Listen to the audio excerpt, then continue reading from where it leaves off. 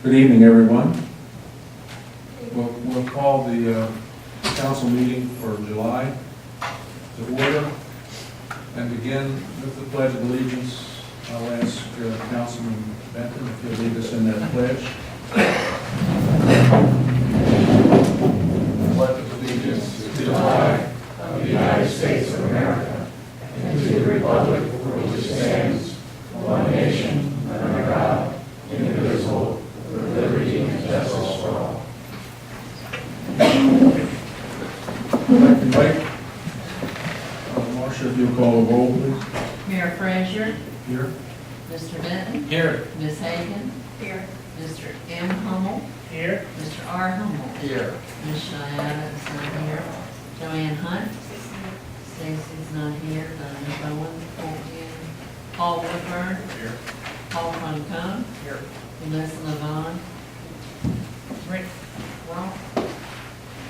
I think he'll be in. Yeah, he got it. Richard Ball. Dawn Richardson. First Lieutenant Ronnie Naughton. Veronica Owens. And myself. Thank you. Do I have a motion to approve the agenda? Second. Any discussion? All in favor say aye. Aye. Opposed? That motion carried. I have a motion to approve the minutes of last month's council meeting. Second. Second. Did you have a amendment? I sent out an email. I did too. And the new one got. So we're okay. All in favor say aye. Aye. Opposed? That motion carried. We have no scheduled appointments. I'll ask Lieutenant Naughton if he would please begin his report. Good evening. Good evening, Ron.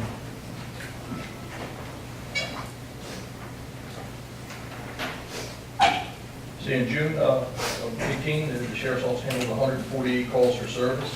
It's up from 132 in May, and down from 156 this time last year. Any questions? I have one. Obviously, we've all heard and so forth, going around. We saw your letter that went out. I talked about that, met about that. My question is, obviously tomorrow's farmer's market, and that's where all the conversation has started besides the 4th, which are the fireworks. What is the plan for tomorrow night? I know you had a letter that went out, we all read it. What is the plan to let us know? So we'll essentially, we'll have 4 officers on overtime, on foot, and 3 officers on bicycle, and then we'll have the part-time that the town pays for in addition to this. So we should have somewhere in the neighborhood of 7 to 10 officers down there tomorrow night to do that. We're going to continue to do that throughout the year, just to have an extended presence. Last week, the weather was sketchy. We did have some additional officers down there last week, some bike patrol, and so the weather was kind of on the borderline, rain, no rain, cloudy, overcast. So we had one incident. It was a domestic-related incident, nothing juvenile-related. So, and there was a lot of talk amongst the juveniles. Sergeant Phelps got a daughter that's on social media, and it was a lot of the kids were talking about the police presence, and that's kind of what we want to do, is just get their attention, let them know we're not going to have any tolerance for that nonsense down there. The question about Callis Park, that park's designed for young kids. I mean, you have the toddler park, and then the other side, there's a height restriction, not restriction, but it's quite obvious what kids can play on that. Is there, I understand with the way we have it developed now, that we can shut the gates, but they can jump the walls and do everything else, but that's definitely trespassing once it's closed. Absolutely. Is there a time frame we should be looking at closing that? I mean, because, So, there's no toddlers at 9 o'clock at that park. I would say your policy that you have now is fine. You shut the gates when you're ready to shut the gates. Our guys that put in effect, Tom and I talked, or Sergeant Phelps, we talked about it. And the law describes anyone under the age of 18 as a child. Your guidelines for the park stipulate that it must be there under parental guidance. And so we're, if they're, and we're using judgment, but we have kids in there, 16, 17 years old, sitting there hanging out with their butts on the picnic tables and things like that. We're asking them to leave. Hey, you got to be here with your parents. You got to go. If they're there and they're eating a sandwich and they're conducting themselves, in a proper manner, they're welcome to stay in the park. But otherwise, like you said, it's more geared towards younger kids and things like that. So we're using judgment and we're enforcing it. If you're not under parental supervision, you can't stay. That's good. Thank you.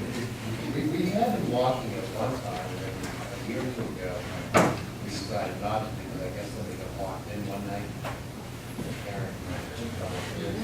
They can jump the wall. They can jump the wall. Oh, I got you. And again, all I'm asking is that, as much as you don't want to follow those threads out there, you do watch and see what's going on. And, we're packing a very large amount of people in a very small area for a 3-hour period, 4-hour period there. So, it's not just 20714. We have, I bet you, 2/3 of the You have individuals to come there. from all over, and Right. it's just become a drop-off ground for the Yes. teenagers to come down there and, just run along for a few hours until their parents pick them up or, decide, whatever. So, And the other thing that I like to address with it is that, we have some complaints about the alcohol and so forth, walking around and so forth. I believe most of the vendors that offer the alcohol are in plastic cups. I don't know if Gary, when he's there, if he does cups or not, but we see more and more people bring in cans and bottles, or at least cans into the farmer's market. And because we don't have a way to monitor every corner and every nook and cranny, I just think we need to really start looking at that too. We'll start trying with what we do have down here, try to monitor, hey, no alcohol can leave the confines of the farmer's market, and, we'll And also. those confines are well marked. What's that? Those confines are well marked. Right, and we'll, the same thing, likewise, we see people bringing in cans or whatever, hey, you can't bring in your own, you can't bring your I own. think we There's need no one to, to monitor that going out. I got a call from 2 people saying that people came out in the farmer's market with their plastic cups, went by their houses and got sick in front of their houses and just kept going. That was up right up Fifth Street. We'll be on the lookout for that. I think we need to also ask our vendors to step up too and remind people because they have a huge opportunity at these events to make a lot of money. It's for the pleasure of everybody. I just want Well, to make that's sure. all we want is an enjoyable night. Right, that's all we want. We just Everybody need come out and to, have a good time, be well behaved. and- it's very popular. Yeah, absolutely. All right, thank you. Yes, sir. Any other questions of Lieutenant Martin? Okay, Dawn? I have a suggestion, a challenge. Yeah. Have you heard of the lip sync challenge? What is it? Lip sync challenge? No, here we go. No, I haven't heard of that. Your turn one. Run away, Ronnie. I think our report's over. No, we support the arts and theater and music and dance and all, and I think our beach patrol can step up and do a little lip sync challenge. I have a video of some examples if you want to So when do we need to look at watch this? it. Watch It's out. Run away now. It's like, I can't anyway. Ready, Dawn? Yep.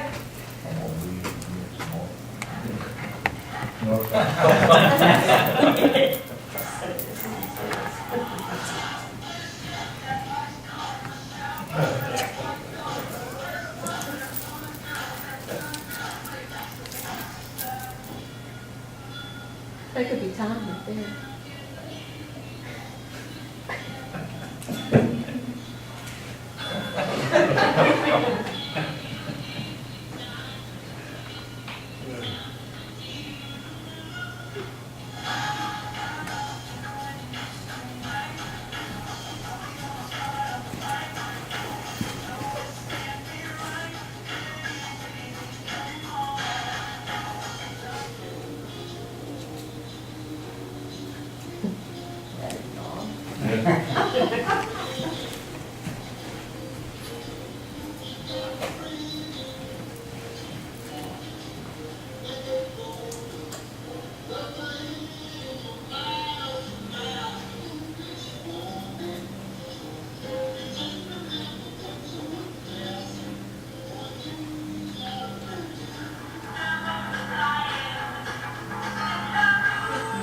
There is Uncle Jim.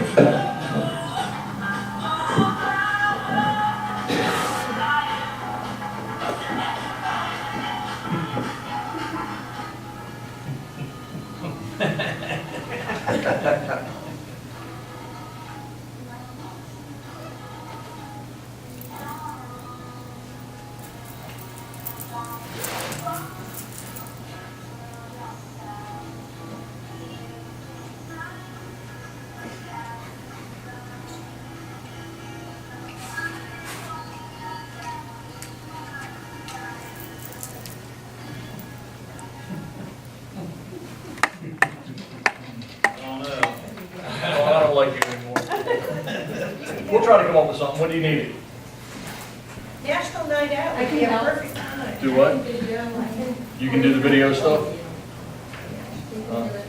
Oh, yeah, one thing I did need to tell you, most of you know, Officer Dave Gatton, Deputy Dave Gatton, he'll be retiring this month, the 22nd. He'll be hanging up, pursue his own business and other things, so. Thank you, Ron. Yeah. Okay, Joanne, your report, please. In the treasury report for the period of May 1st through May 31st, the beginning balance was $212,000, total debits was $606,000, and total credits was $389,000. Ending balance in the checking fund was $429,000. In the MLGIP investments, general fund was $2,959,000, sewer was $34,000, and water was $7,000. Total cash available to the town of North Beach was $3,430,000. Coward County hotel tax was $931 collected during that month, and state business license was $1,113 for that month. For the same period last year, the total was $4,204,000. All right, council, you see her list of receipts and disbursements, over 7,500. Do you have any questions?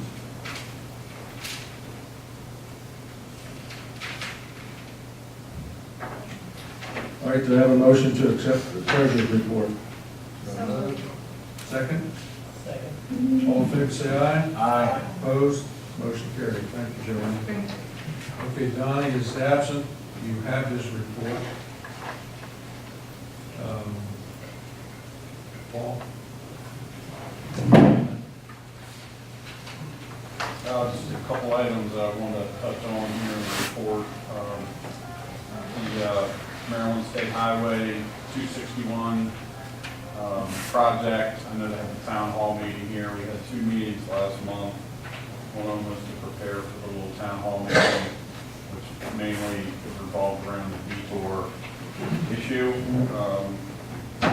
And secondly, we're going to be asking for probably next month the council to consider a resolution to go to the Secretary Ron, regarding the utility poles, to get them to try to include that in the project, take them underground. Paul, as well as the elevated boardwalk. The boardwalk and that. Yeah, I mean, it seems like every time we hear from these people, you know, they are very silent on these issues. They just concentrate on raising the road. I'm not sure that they understand, you know, how strongly we feel about running this project comprehensively. That's the time to do it. Mhm. So we're preparing a resolution for the council to act on next month to emphasize the town's support of doing this project comprehensively. Jump down on 9th and Atlantic. The storm drain has been added near the end of the road. We haven't seen with some drainage improvements. And Donnie and his crew got that in last month. It hasn't rained in a month, so we haven't seen how that's going to work, but I'm sure it'll work well. Let's see here. We're working on as part of the TMDL process with storm drain maintenance, and I met with Councilman Benton as well, Donnie, on that. So we're working on a storm drain maintenance plan. You'll see that in the coming months. And working with Mr. Freeland of Calvert County on a memorandum of understanding for the library site. So you'll see that probably next month as well. Any other? Questions for me? 2 quick questions. I was at the end of Madison, on Madison the other day, we have a house that we're selling, and right in the front yard, the sewer line is wide open. And I noticed all along there, they're all wide open. And what? Clean house, you talking? Clean house, Yes. clean house. Donnie has mentioned that a couple of times. That's one of the issues, that the cleanouts lost their covers and their lids. We found a whole bunch from that smoke test, Yeah. just in the That's town right. proper. Yeah. My question is that how's that conversation going? I mean, I was actually sitting someplace and I met Donnie's old boss at Howard County. I was telling him the situation. He goes, we looked into that many years ago, and we had a plan in place, he goes, but they never followed through with it, Calvert County. So where do we stand? I mean, because when I was with them doing that smoke test, I was like, man, all that storm water going in there, that's a major cost to the town of North Beach, the Chesapeake Beaches. So where do we stand with Calvert County? So we have a letter to go back to them outlining all these issues and others. Two pieces of information that we do not have that they have, that they need to provide us is flow rates for the towers up at the schools. Yeah, so as soon as I can get that, I have a letter drafted, we've gone over it. Got all the information from the town until we get it. So what we talked about at staff Monday, if we don't get it, I'm just gonna assume something and send it. I mean, that's the best way to get a response. Yeah, because if we had what we have at our town test smoke test, I couldn't even imagine Oh, I'm guaranteed. what they have. And what he was telling me, he goes, Mikey, you would not believe the issues with that, and that was 15 years ago, or not even that long, but. And the second part is, I'm sure you're aware of, or you might not, but San Francisco has that major issue going on right now with the decks falling off the houses. Have they contacted you to meet with you yet to see? I think they talked to Donnie, they called me, and that was right when Mike Rodovic was still here, Don Hoffman. But I think Donnie has talked to him, I have not talked to him since then. Yeah, There's decks that should not be walked on. and that's been like that for several years. There's a retaining wall there that's incomplete, and they had talked to That's what Don. they called me about. And I told them a couple months ago at the meeting that yes, we will work with them, their problem is their problem. Because for about 3 years off, they tried to blame, you know, they were playing, who do we blame this one? And finally, and I know they called Mark Fisher, Delegate Fisher up there a week or so ago. And basically, he told them the same thing I've told them, and which they know now, the new board actually is pretty smart, unlike some of the previous boards. And, Well, this is, I mean, the life safety issue, I mean, Yeah. we're dealing with one similar. The one set, Yeah. one or two decks has been condemned since, literally since people bought the house. They bought them as soon as they were built. So that's been 8 or 10 years now, because I've been the liaison up there with them for almost 12.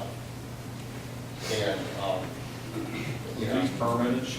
They were permitted, it went through, and, you know, basically, you know, they're still trying to cast blame and find somebody to blame for it. Now, part of their problem, and I've told them this, is they're having their landscaper do the plans to build the retaining wall. Right. Now, they have a geodetic, is that the right engineer? Geotechnical. Yeah, geotech engineer. That has looked at it, and they're awaiting his report. You know, so I Well, mean, that would have to come through the town for zoning permit. well, they'll have to, Right, we got it. right, they know they have to get permits for this, you know, they're finally got off the dime, and going to be blamed for it. And within the last year or two have said, I think, they'll fix this now. And they do have money set aside for it, but I mean, as you know, that number is a very It's not going fast small. moving, yeah, it was a very fast moving target, it's up to 6 figures. So, you know, I'm meeting with them, or they're meeting with them, and I'm liaising with them.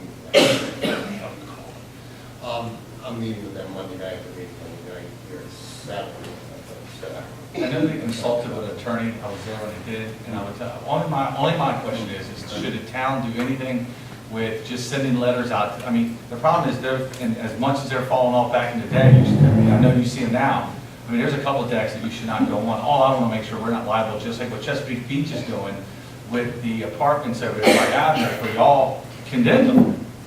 Well, I'll leave on the list when it's all that, how's that? Yeah, well, I'm just saying, I mean, should the town perhaps do anything? I'm gonna say no, because it's private property. I agree with Chesapeake Beach took a little step further than what we're talking about. I mean, are you suggesting we condemn this townhouse? I'm not, no. I mean, is that the suggestion you're making? No, I just want to find out from council if there's something that we should do as a town, like Chesapeake Beach did. I don't know what Chesapeake Beach did, so I Well, mean, she does, she's an attorney there. would you tell me? There was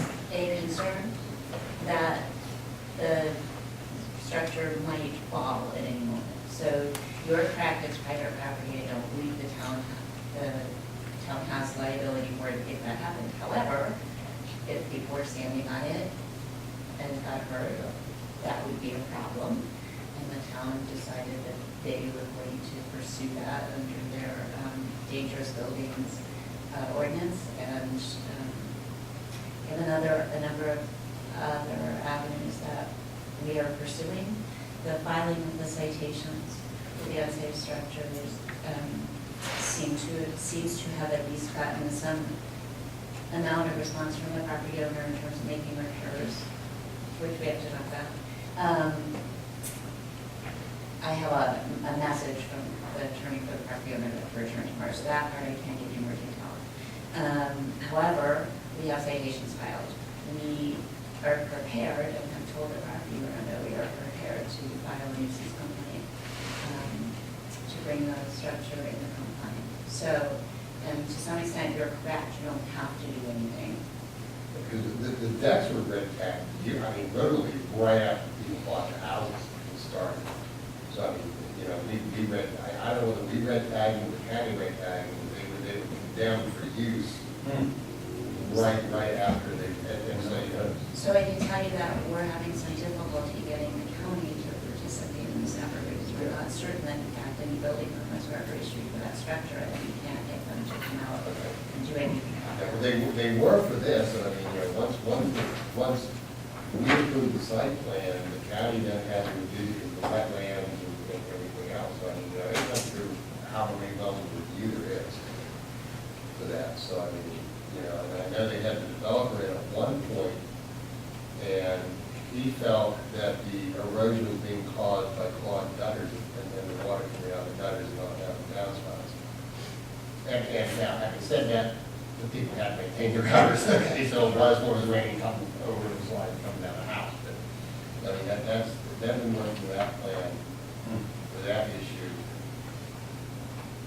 Well, are you all suggesting that the town take some initiative here? All I was trying to pass on, that there's an issue in one of our subdivisions within our town. I just want to make sure we're aware of it. And if there was anything we needed to do, I would like Melissa to know. Because I just don't want something to sneak up on us and make sure the residents know that we have their best interest in mind. But those decks are pretty bad. That's all. I just want to pass it on to the council and pass it on to everybody else. Thank you, Paul. Okay, Rick, your report, thanks.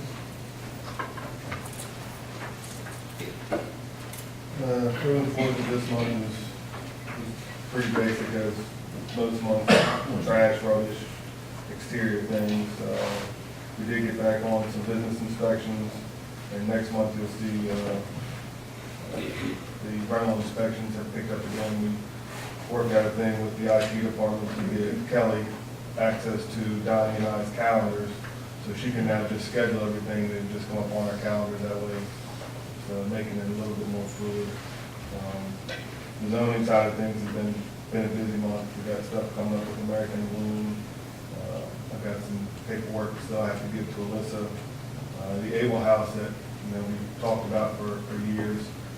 We had, I guess it was advertised for 2 months. We didn't get any bids. No one bid on the property whatsoever.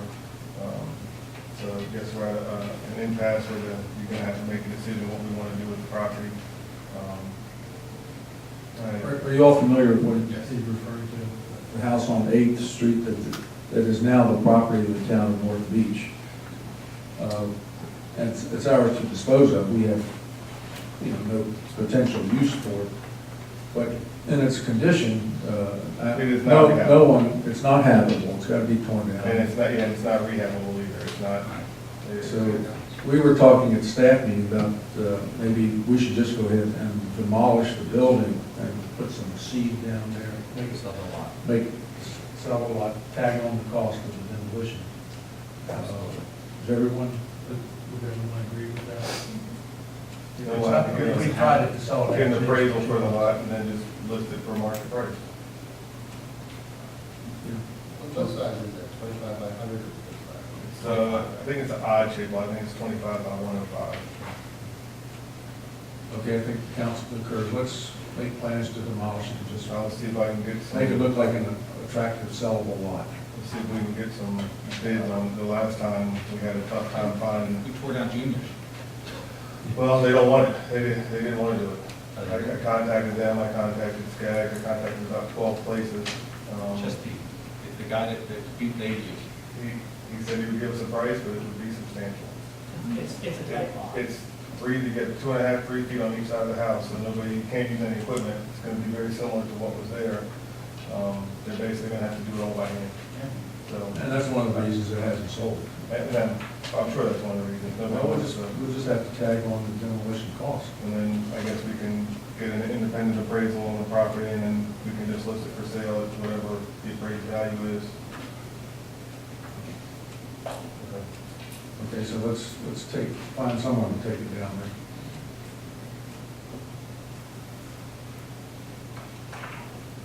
And there was complaints about Ninth Street where the new fence was put up. The fence is regulation, fence meets all codes. I think I've come up with a solution to solve the problem. I have ordered a large traffic mirror that we're gonna mount on the telephone pole on the other side, which will give full view. Come the other way, that way the fence won't be an issue. Whenever that comes in, down there. And I talked to 3 or 4 of the homeowners who were calling, complaining about the fence, and they seemed completely satisfied with that resolution, so. What do you call it, a parabolic mirror? Yeah, it's a concave, just round concave mirror. Is and it they'll put it up- concave or convex? Convex. Yeah, yeah. Yeah, okay, good solution. The moon shape. Hey, Rick, I got one thing real quick. As you know, I've been looking in alleys for the cat accident, but we'll look at it right now. And I noticed a lot of alleys are back to overgrown, like we talked about. A lot of storage area, especially the new house where we just bought down that alleyway. To be honest, people were cleaning out their yards and just piling it in the alleyways. Just want to put that on your back of your radar. I know you have a million things on your plate, but you walked in pretty much every alley over the last week looking for this cat. And it's a lot of them that need some love. Just want to pass it on. Yep. We'll take care of it. Anything else for Rick? All right, thank you, Rick. Dawn? Sorry, we were talking about video.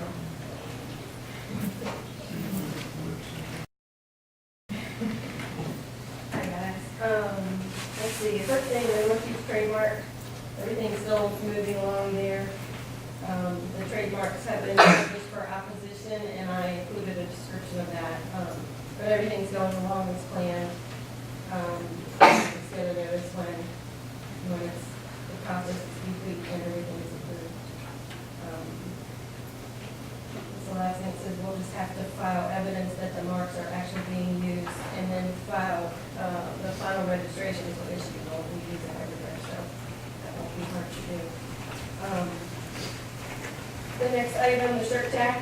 Continue to monitor the inventory and sales at the shirt tack, review and restock. Meet with employees to go over the guidelines and train them on the register and the whole system there and how to pull shirts and sell stuff. So I've been spending some time doing that lately. Also meeting with the local supplier that supplies the shirts and the hats and sweatshirts and lanyards. And we have come up with a new design for the back of the shirts, which I hope to get some tomorrow. And I did send an email, and I apologize, I forgot to put it in my report. I don't know if you all received it, but I sent it a little, about 6 o'clock. The sales for May were $1,346, and we were only open on farmers market, I believe, for May. June was $1,335, and there we were kind of with opening between, we were open for farmers markets, and then if it rained, we had to shut down, and too much heat, things like that. So, going strong for the start of July. Through July 10th, we brought in $796. Total number of items sold are 351. Most popular are the short sleeve shirts, sunglasses, and the car stickers. Let's see, I've created the advertisements to promote the town and events. First attended the Dragon Boat Festival, with photographed that. Designed a big layout and the banners for the MML convention that we all attended in June. Promoted the art festival and printed the necessary items for that, signage in the program. Got the sculpture markers created and also attended that event photographed. Prepared for an attended and photographed the Great Barrel event, which was the same day. That whole day seemed to be a success. We had a chance of rain, but it did rain the whole day, and the sun came out, and everyone had a good time. I did help Stacy a little bit with editing the American Weir Report and the photos for that, to include in that document before she sent that off. Our text notification subscribers, we have 300 of those now, 9,445 following on Facebook, 1,204 on Twitter, and 1,538 on Instagram. I have a list of events there, but I do want to mention tomorrow we have the ice cream giveaway on the boardwalk. The radio station, WGTS 91.9 will be there from 3 to 7. They're broadcasting live from there, giving away ice cream, Churchillville ice cream. I talked to the gentleman today and called Penguin, contacted them because they heard they'd be in town, so they're going to do something together with the ice cream store. So I thought that was neat that local business joined in. And then the Buy Local Challenge, I'll put this out tomorrow. That's July 21st through 29th, where you pledge to eat one Maryland grown product every day during the week. And of course, upload to social media with a hashtag. That's it. Unless you guys have questions. Okay, thank you, Dawn. You're welcome. Okay, Richard?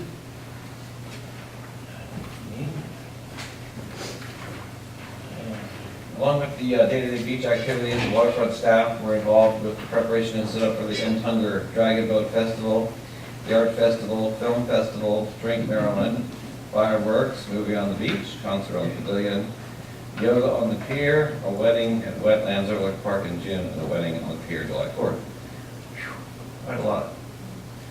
Our revenue for the first 10 weeks last year was $171,170 for the 8-week period this year due to the delay in opening, waiting for the beach dredge to settle, and some rain days included in that time frame. 8 weeks, we're at $168,936, so that's not bad. I'll take that for a minus $2,234 last year, short 2 weeks. And that's just a comparison of the rain days there. Our guest counts are looking pretty good. What's that? Oh, sorry, I highlighted it even, so, yeah, July 4th, that was the killer. On a Wednesday, a holiday, it was a record. In the 13 years I've been here, we've never done that much money, $25,000 in one day. We were cooked. And the beach day over, right? Oh, yeah. We didn't turn anyone away and didn't shut it down. There was no need to. Yeah. Our visitor counts, they're 2017, 11,800, and this year, same period, 11,900, and our resident count is looking good. We're actually up 100 residents over last year. The total, 14,176 last year. This year, 14,388. And you can see our zip code report, pretty consistent with where our guests are coming from. And these are, of course, not individual counts, but family counts. It looks pretty consistent. Yeah. Any questions for Richard? Thank you, Richard. You're doing a great job there. Thanks.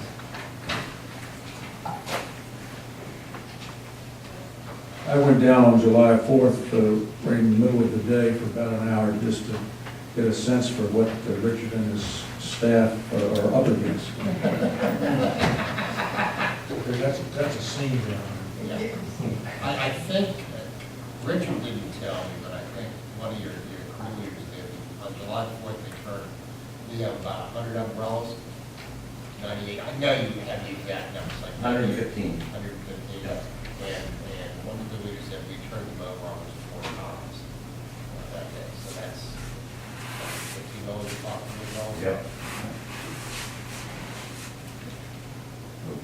Thank you, Richard.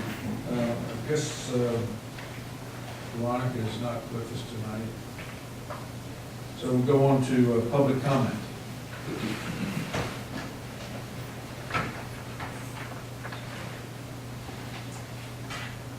Karen? Hi, I'm going to talk about something you guys don't want to hear. I know. The people on the boardwalk, who live on the boardwalk, have nowhere to park except on 7th. And traditionally, those have been reserved spots. Or they had a special little permit and hung in a window and everything else. Well, all the signs that we used to have are gone because we've got new poles and they didn't replace the signs. We've got one sign that just is very old and ancient. We've got people that live down Atlantic that have relatives with lots of cars and they park in our spots. I'm asking if you could possibly have a sign that said parking for boardwalk residents only. All others will be towed. Or just somehow enforce the code, because we really need a place to park. We pay a lot of taxes, and we don't have a place behind our house or anything. We have to walk down to 7. You guys used to have annual pen tax too, didn't you? We did, but when neighbors who just bought the house next door to me went to get them, somebody said to them, well, here they are, but don't worry, it's never enforced. I mean, you know. That's the problem. And I have spoken We've talked about, to Rick. we're gonna start enforcing the parking, we're gonna start issuing parking tickets. And I believe that we talked about ordering different signs over there as well, right? Yeah. Your suggestion to have parking for waterfront residents only, rather than what it says right now, special permit or something like It that. says Special residents- permit needed or something. It It says doesn't mean residents much. only. It's gonna say So people can boardwalk get residents if they live, you know, down at night. They think they're residents. Yeah, that's Boardwalk gonna change. boardwalk residents, Yeah. parking only. And we are going to begin enforcement. Correct. Yes. Okay, thank you. Thank you. Peter? Good evening, everybody. Evening. Refreshing everybody's recollection. My name is Peter Davis, and I live on First Street. On a happy note, in the New York Times business section on Sundays, the real estate section is on the back 2 pages. And recently, I don't know if it was last Sunday or the Sunday before, they had a wonderful article about adult fishing in the city, adult fishing clubs in the city. It is becoming, not the lip sync, but it's becoming the new fad among adults to go fishing off of piers, off of rocks. We have a wonderful pier. When I walk Charlie, I never pass up an opportunity to ask how things are going, whether or not they're catching. They've caught rockfish this year. So just to promote North Beach and promote an adult entertainment, you might want to consider taking out an ad or some type of promotion to show that we do have this matter of enjoyment available for senior citizens. Thank you. Thank you, Peter. Yes, ma'am. Ms. Moore. Yeah, I don't know if this is an appropriate time or not, but I'm getting ready to leave the beach, which I really don't want to do.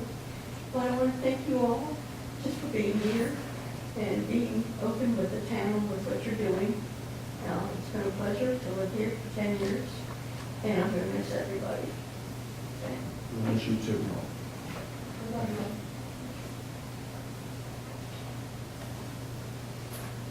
Okay, let's move on to business items. First, the discussion regarding the park ranger job description. The environmental committee did prepare and provided to the council not only a description of the park ranger position, but the possibility of doing a minor restructuring of the town organization with respect to the departments. And they're 2 separate issues.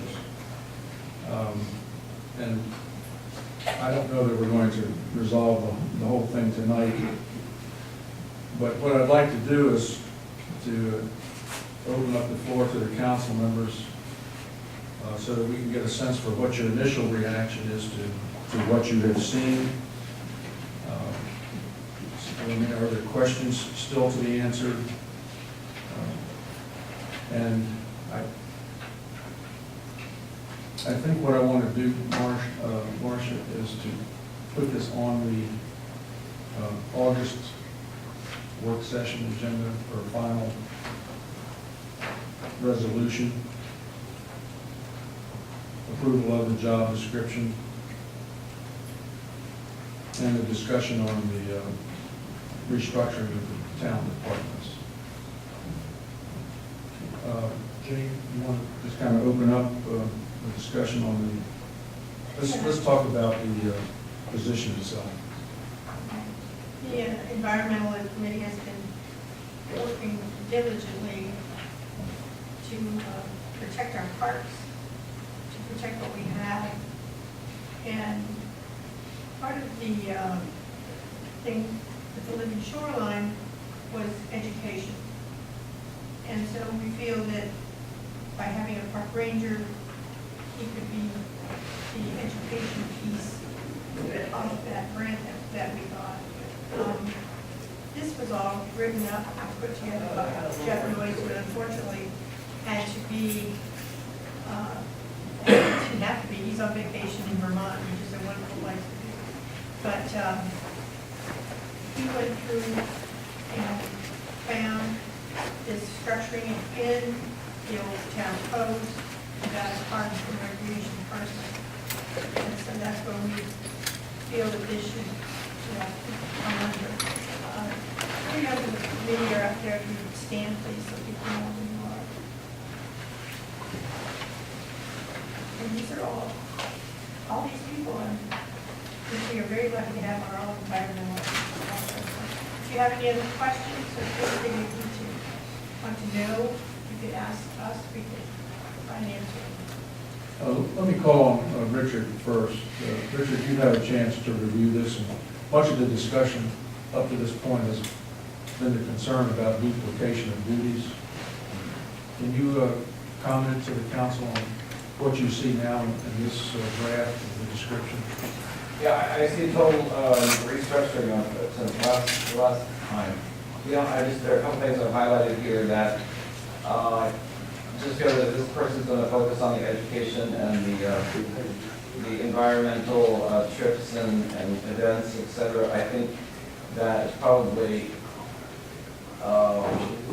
more important for us to continue with the monitoring the bike path and the pier and the boardwalk. I don't think any person is going to be able to do that with the size of the boardwalk and the pier and the number of hours and the number of days. And then also be able to focus on the education component. So I just like to pull those back to us. And I see that Veronica's applied for a grant, so I think that's all. I have nothing else to add. Well, I certainly agree with you, with your comments about, monitoring the pier and walking the pier and the boardwalk. There's really not much point in that. If they're budgeting for 3 days a week, that's totally what they'd be doing for 3 days is the boardwalk and the bike path and the pier, not focusing on the education aspect. So we'd like to keep that.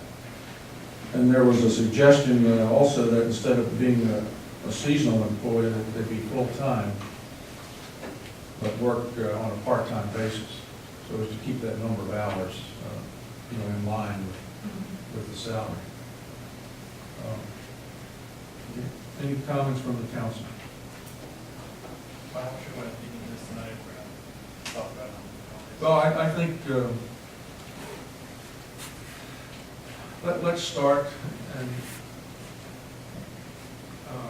10 or 15 minutes, and then we'll see if there are things yet that the council, wants to know or learn, unless we can come to some decision on it. So let's just get started and get our initial thoughts, and we'll take it one step at a time. So Richard, you're talking about the duties there, your comments on that. What are your comments on this proposed structure? this person being sort of separate from, well, you and your group. It appears to me they are separate. Yes, so what do you think of that structure versus the park ranger being, let's say, park or waterfront? Oh, no, I think it'd be a fine partnership. I mean, I don't see any problem with that. I mean, my point is that I don't think this person should be involved with trying to, enforce rules and regulations when we're already doing that. They should focus more on the education and the events and activities for the public. I mean, and it all seems to tie in with what we're doing now. We promote events and activities throughout the season for, at the county, with the library, with House and Garden Club, with, all the festivals and we have the American Bloom, so we all work together to do those things. I think for the information of the public, the town presently has 4 departments: the administrative, code enforcement, public works, and waterfront. What is being suggested here is that the waterfront, instead of being a department in and of itself, become one department under Parks and Recreation, which would continue, which would be the 4th department, but it would have Parks and Recreation and Richard Waterfront under it. Richard, to me, may not be my decision, but you would be the logical person to still be the department head of the Parks and what would be a new Parks and Recreation department. I'm sorry, Paul. That's what I was also looking at too, was more or less on the streets, when it's they became their own department, right? Because it's under a department. So in my mind, it's like that person then reports to who, or is who in charge of checking up on them, overseeing them, who they go through questions and whatnot. Or conflict. Yeah, or conflict or kind of with, so like, that's also, I was wondering if they should, like, if Richard is still here and they work under Richard, we're like, I'm trying to think of the best way to word it. They let him know what they're doing for the 3 days they're here. Yeah, they would answer Richard, that would be how I see And it. that's how I think it should go, because, again, Richard is a head staff member and supervisor. So until we really flesh out the department where it could be a point, at some point in time, where they do then have staff under them, and then they could flesh out, but right now there's one person in a singular standalone department. I think it's odd. So, but that also means then, like, if it happens to be, they're in for 3 days and they have no work for 2 days, that other day, they then have somebody they can go to who can do, and who is aware of what they do, and could give work that's in par, that would be beneficial to the town. That's how I see it too. Yeah, sorry, Paul. Did you have any other questions? No. Randy? No. Randy? I'm still trying to digest this. I understand. I do have a couple of questions. The maintenance contract, it talks about oversee maintenance contract. So right now, we have a company that maintains all the plantings in our town. That's right now. What's that? That's right now. Okay. Right now, we have this person that's doing the work. Is this person also going to do the work? Like, if he walks into the park and there's a dead plant, is he going to go get the plant, replace the plant? I mean, right now, we have an organization that does this. So would this person do that? Probably not. So we still need to have somebody do the planting. Well, I mean, we need a company. We need a company. well, that's the company we have now. My question is, would that company, would this company report to him, or would it report to Donnie? Who would the company report to? I think we have to decide that. I mean, do you have any idea what you are thinking or anything? Jane, you want me to? Yeah, go ahead. Okay, Karen Molinas on the Environmental Committee. There are great questions that, should we maintain a contract for doing maintenance? Because the environmental committee is proposing a part-time employee to basically take care of most of the parks besides the waterfront. If you look at, our plan, the idea is that the waterfront really is its own really special kind of park. And we have a very vibrant, viable staffing to manage the waterfront. When they have time, they then manage all these other parks that we have out in town. So the park ranger is to supplement that effort and deal with all the issues that come with all these other parks, because each of the parks have its own unique needs. So early on, we will still need a contractor to maintain grounds, because one person working 3 days a week, really, that's not going to be a feasible proposal. So part of it is, do you get more staff to help the park ranger to deal with maintenance, or do you just maintain the contract? And who oversees that contract? Again, I don't think, we don't really care. It could still be Donnie, it could be Richard, it could be the new park ranger. I think it sort of depends on who's the most integrated into what that contract is doing, so that if 75% of the job is in parks, then maybe it should be the park ranger sort of keeps an eye on it. And it's a small enough staff, and I think the staff would admit this, that nobody is, the environmental committee is not asking for a complete independent employee who is not connected to the rest of the town staff. What the environmental committee found in developing the plans for the living shoreline is that this person can actually fill a role that is lacking in existing town, just time. There's just not enough time to get all this stuff done. And, just look at what happens in the summer on the waterfront. Let the waterfront crew focus on the waterfront, because that's a really special kind of park. And so the intent is that this employee would be integrated throughout every single other staff person. They would touch every other staff person, just like today, every staff person touches each other in terms of a job that needs to be done.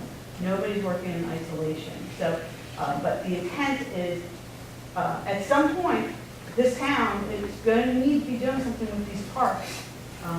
That right now, that there's not anybody who really is dedicated to the parks other than the waterfront. So that's where it all comes down to. And the 3 days a week was an easy calculation to say, we got $3,500 in the budget was what was proposed. How many hours does that equate to? We could pay them $50 an hour and only have them come in 1.5 days a week. We thought 3 days a week on average got you what, 1,200 hours? Is that what it figured? About 1,200 hours. That gives another 300 hours to be flexible based on, is there a special event happening? Is America in Bloom, reporting due? Is there a grant project that's being going on, so that there's flexible scheduling? And it might be they work 5 days a week in the summer, and they work 1.5 in the winter, because there's not as much to do. So it's, we just gave you 3 days a week as a convenient number to work with. Have y'all had the opportunity to meet with the current company that's maintaining all this now? And sit down with them, talk to them, see what their expertise is yet? Just wondering. I know they're doing an excellent job. Absolutely. I don't see that contract going away. I don't see the town taking that on with its own staff. We'd have to have more staff. I mean, town would have to get at least 3 more people. Equipment, Equipment. Okay, any other discussion tonight? We'll resolve this issue at the work session in August. Now, I think I'll tell you, in my digesting part, I think part of what and I mentioned this to Jay, that part of it is some of the verbiage that's used, and I think that's kind of getting worked out with, this person's gonna maintain the parks and things like that, and maintain, just back to what Mike said about the, you know, the landscape contract. So I think that's, you know, looking through, I still think this person has like a really big umbrella to be worked under. What's the vision for what you guys envision to do? Yeah, Doc. Yeah, I think you have to understand that at the behest of the council, we tried to provide you with a, as you would say, a big umbrella. Basically a list of things that this person could be involved in, could integrate with the town on. But obviously, as a part-time employee, even as a full-time employee, nobody could cover all of that ground. We're not unaware of that. But this is a moving target, if you will. This person is going to have to be the kind of person that has the background, the education, and the desire to come in and become part of this community and part of our parks, our waterfront, our town maintenance.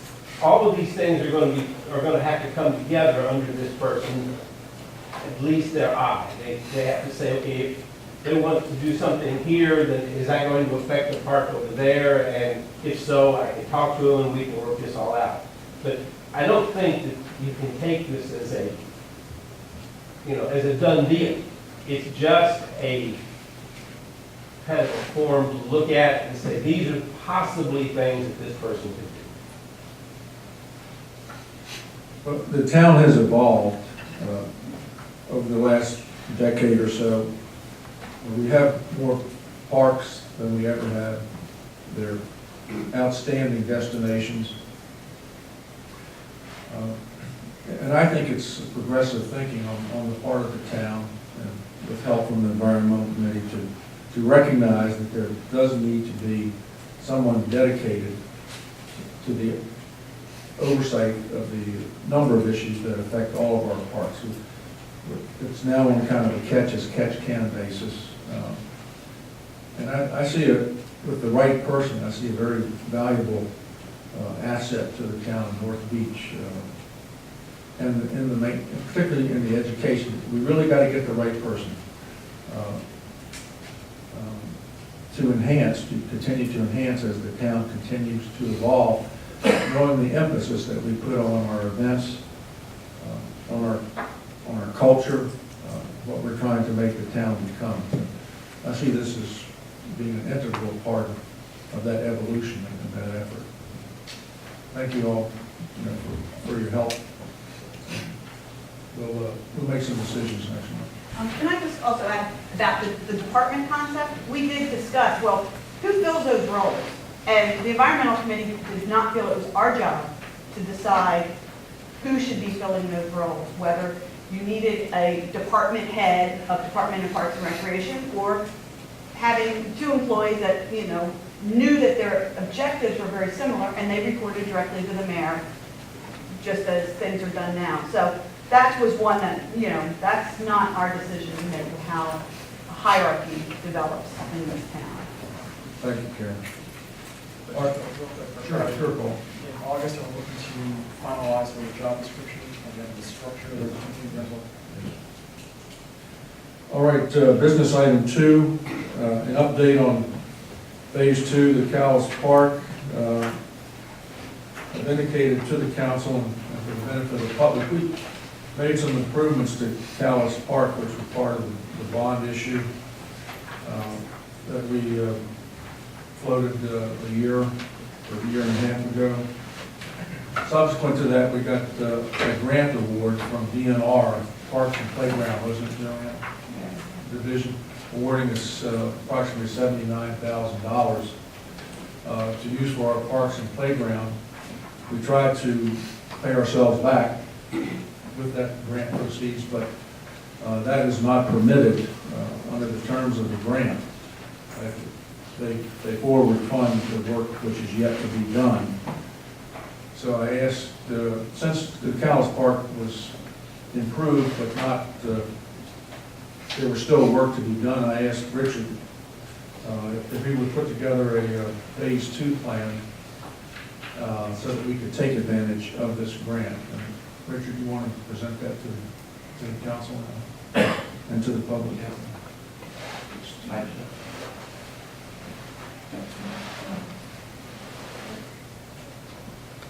got the pictures of the PDF? Yeah. Oh. Oh, I'm Should sorry. I flip Okay. to the picture? No, okay. So, the phase 2 would tie into the existing new playground equipment area. I asked the same company, Playground Specialist, to give us some items that would tie everything together with the age groups that we have. So this will include play cubes for ages 2 to 12, the stationary buttons you'll see in the pictures, again, ages 2 to 12, a moon rock climber. These are also exercise components that we were looking to fulfill in the first phase. So we're adding more of the exercise components. The Unity spinner, ages 5 to 12, and then a handicap ramp.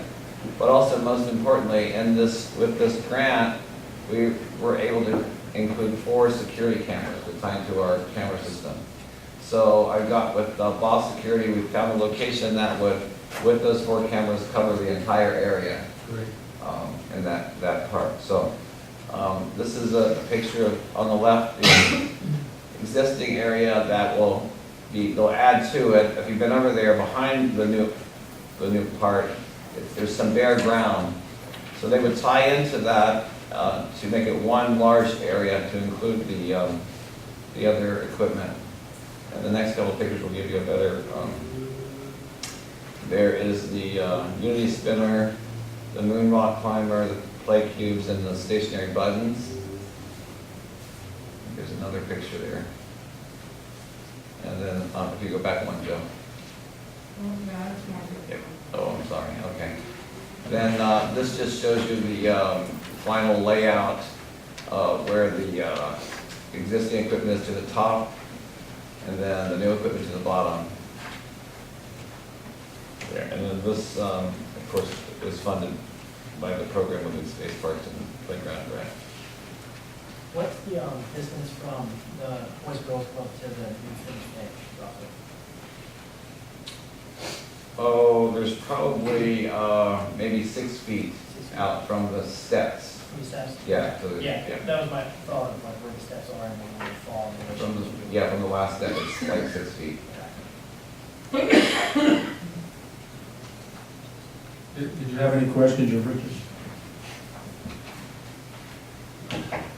As you point out, Richard, this is for children up to age 12. This will include, from the toddler lot up to a certain age and then up to 12, so it's going to include both. And I think that's important that everyone understand that this lot is primarily for this age group. So that, when you're walking around, if you happen to be walking through Callis Park, you see something, then say something. This area is reserved for children of this age, and we've been seeing on social media where parents are refusing to bring their young children down because of the littering of the teenagers and the foul language that they have to expose their children to. So we're going to do our very best to defeat that and make this a very enjoyable park for not just North Beach residents, but those in the area who want a safe, clean, up-to-date playground for their youngsters. We are providing that. All right. Go ahead. You have something you want to ask? Okay, go ahead. When we were at MML this summer, I picked up some information from some of the playground people in Missouri. And I found this, which I think is a great piece of equipment for not only young children, but for handicapped children as well. And it's a round thing that moves around, and kids can slide into it. You can have this. We already have it, that was in phase 1. Like this, not like this.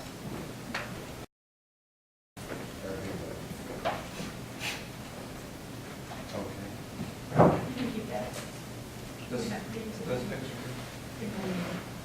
This one? That one.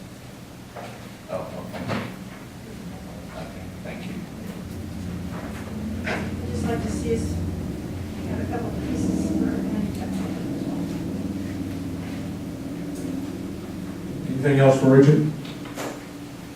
All right, moving on to ordinances and resolutions. The council has included in the budget for FY19, for the first time, a salary for the North Beach Town Council members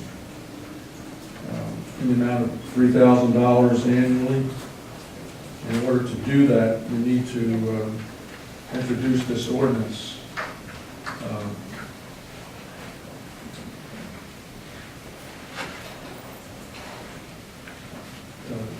To amend the town charter to provide for compensation for council members since it does not presently exist. So we need someone to introduce ordinance 18-04 to amend the section dealing with the compensation of elected officials, to add compensation of council members. The mayor, for some time, has already been included in the budget at an annual salary of $18,000. Do I have a motion to introduce that ordinance? I'll move to introduce 18-04, although we do need to remove the whereas never received salary. That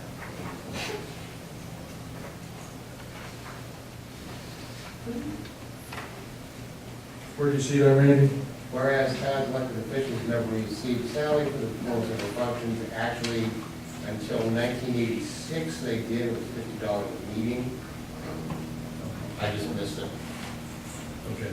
And then after that, we did appropriate salaries through that term, and in the next term, in 1994, we appropriated salaries which were then given to Beach Buccaneers. At that time, the playground was being used as a staging area. We had no playground, essentially, we were being used as a staging area for various town projects, most of the storm waters. Well, we thank you for that historical perspective. I have a motion to amend the ordinance, the proposed ordinance is saying has not received a salary since 1986.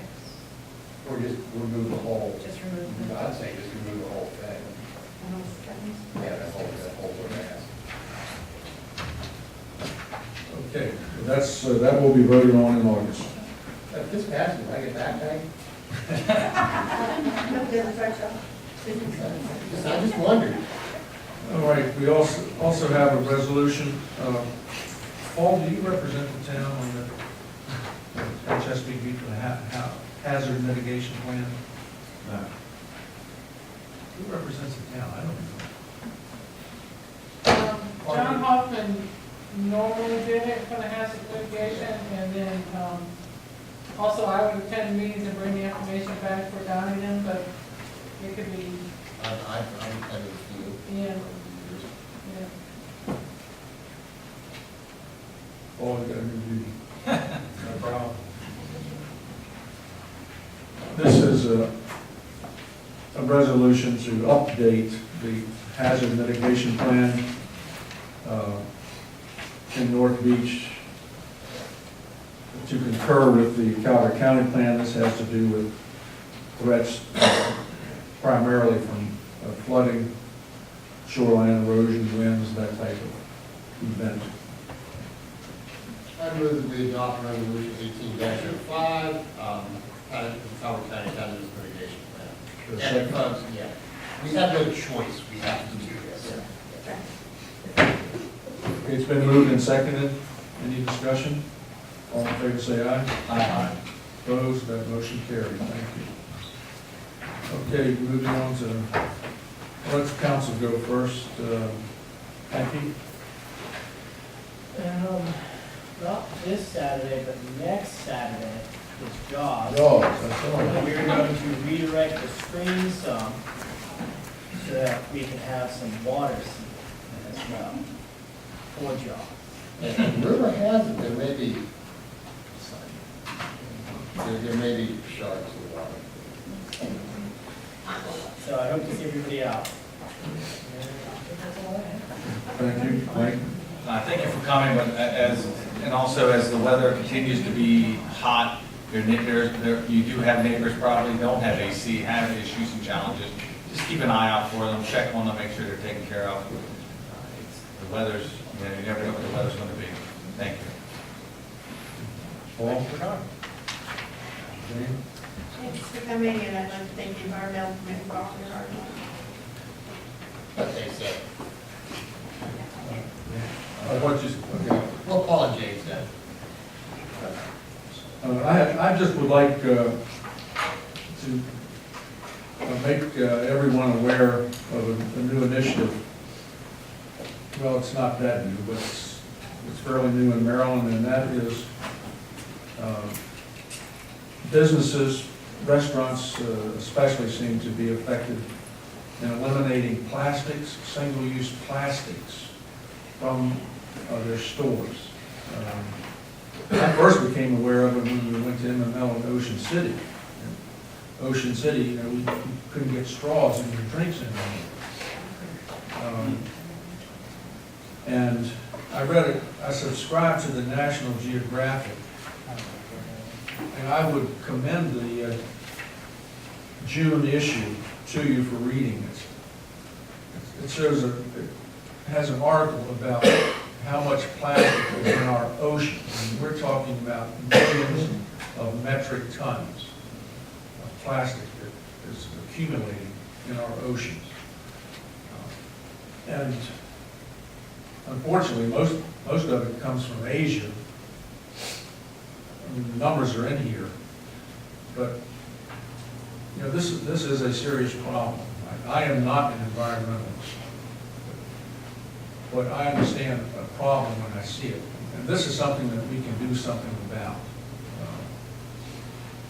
Subsequent to reading about Ocean City, in the newspaper this morning, there was an article called "Plastic Straws Come Up Short." And Starbucks is beginning to phase out, I suspect not just the straws, but the plastic cups.